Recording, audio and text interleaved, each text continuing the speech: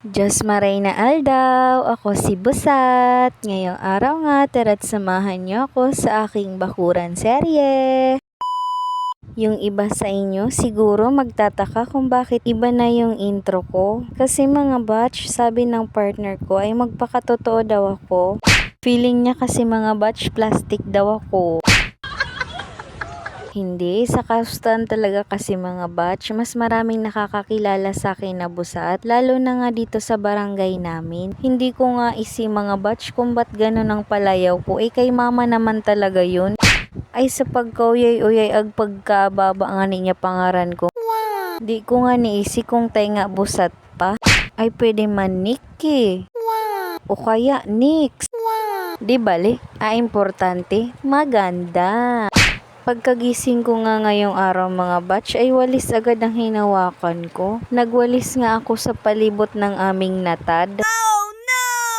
Adi kasing mga kapatid ko mga batch parang hindi sila marunong ng salitang linis, hygiene, Olympia. Ay kailangan nga mga batch suguin mo pa sila bago sila mag-iron. Kaya imbis mapudpud ang iyong dila mga batch ay ikaw na lang talaga ang gumawa. Ay ako pala. Ang mga basura nga yan mga batch ay nung nababangkay pa si Papa Away. Bakay na mag-amag na sa nakitang inang. Pero an mga torog pa. Salamat.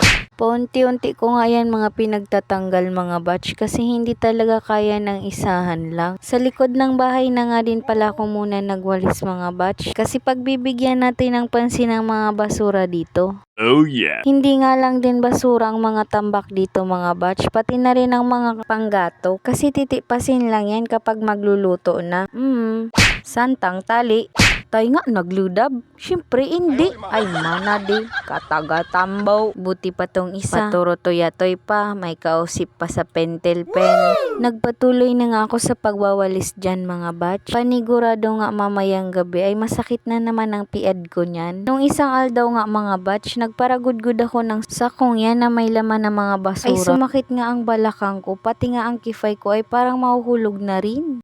Hindi pa nga ako makontento mga batch kaya nag-awan na rin ako dyan. Diba? Sari-sari na si Ate Busat nyo. Sa kadakuan nga kasi ng mata ko ay kung ano-ano na lang talagang nakikita ko. Pagkalmusal nga ni Peter mga batch ay inaya ko na siya dito na mag-awan. Kasi naalibadbara na talaga ang mata ko sa sobrang bagsa. Wow! Buti nga't hindi nagreklamo kung hindi. Tanggalan ko na nga din pala ng mga dahon yung cut nga dyan mga batch para maitanim pa namin. At yung mga dahon nga gugulayin ko mamay. Gaya nga nito mga batch, nauda na sa isip ko. Yun di ponggol. Diyos mabalos!